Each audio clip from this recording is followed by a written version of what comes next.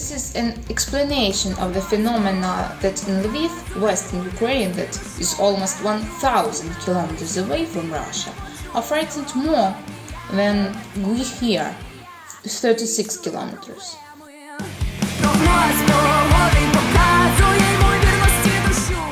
I am Kateryna Bortniak.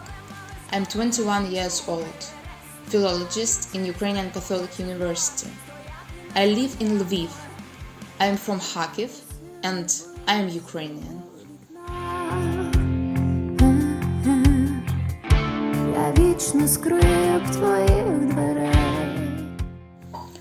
I am useless for war because raised for peace, or how we joked about the war.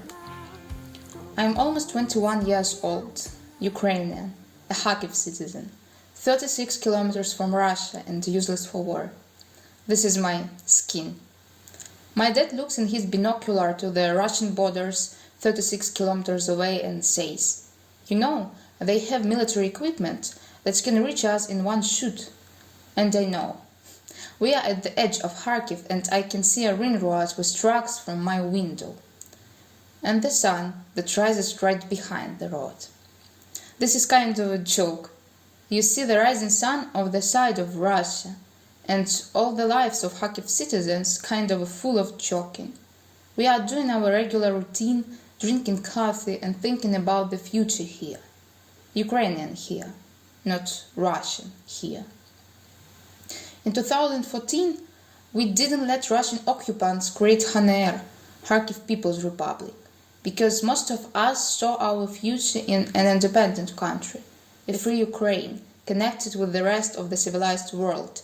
Not with Big Brother supervising, not with learning the history of the swiftly manufactured republic, and not with seeing your grounds damaged and your family killed because of the shell. This all is reality of Donbass now, further to the south of us, but when it crawls to your very home, it feels different. But still the idea of Russian takeover, unspeakable in Kharkiv. Kharkiv citizens, according to the Radio Liberty, Current Time and another report, and my own observation, think that war wouldn't come that close. War is impossible. How can the sunny, frosty air be broken with shells? Is a complete nonsense and political games. Some, like me, hope that war wouldn't come to their house, and yet we still fill up the car tank with gasoline, just in case. We still scan all our documents on the flash drive, just in case. We still think about what to do with all this stuff, things that you can bring with you, like your flat. Yes, I swear, you can't move it even with the most powerful car. It seems funny. Get it? Your home has no legs and just waits for the shell from 36 kilometers away. And what to do with your life? You were raised here, you loved here and hated here. Yes, for petty causes, but still it seems important. And, oh, there are maps on the walls. I got them in my traveling. What about them? Bring them if we have to flee? Such a stupid question. Buy new maps, if it's so essential for you. But I didn't ask where I can buy them. I asked what would be with my maps. And the most crucial question, what to do with elder relatives? My grandmother lives next to my house and loves to walk with her young neighbor or his brother when their parents work in our lovely yard, headed by 9 floors buildings. She's 76 years old, does not walk well, has high blood pressure and survived a stroke. She is unable to ride in the transport or car even for a short distance. For us, question of do you have a plan of evacuation sounds like a joke. It is not a question of a plan. It is a question, would you let your family die or die with them? Yes, we may not die today or tomorrow, but dilator, from shelling, or just from the absence of the medication for the chronic diseases. Death is simple. She doesn't require much to come. The absence of something small is enough. Question of a plan is a question of your moral, because plan can be cruel and then you know the plan, but would you be able to accept it? And all of us have our own amendment to the plan, and we just keep silent with all the situation, hope and reject even the possibility of invasion where we are helpless.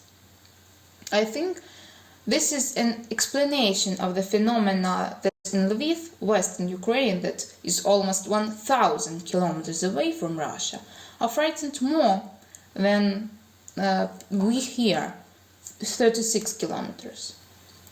I always considered myself as a complete citizen of the world, with no home, a pilgrim, a nomad.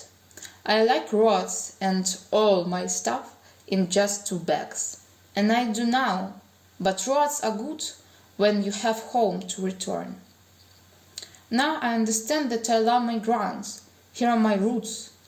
Home is a central big root from which you grow others, smaller. You can cut small roots with pain, but still your base is under your feet. Cutting the central root is like pulling a brick out of the base from the very bottom. I realized that I am completely useless for war because raised for peace. I shoot badly, and I don't know the first medical aid. I'm afraid, and I'm not a hero. Definitely not. My family and a lot of the families in Kharkiv learned to live in tension and accept it for the wellness of our own psyche. I have no experienced shelling, and I hope I won't. Our Kharkiv attitude looks to me like a final scene of Don't Look Up, when the walls are shaking and water and glasses shimmy. Family and friends are sitting and talking about the grinding of a coffee beans. So do we, but not that dramatic, without shaking walls, just looking in a binocular and say it. You know, they have military equipment that can reach us in one shot.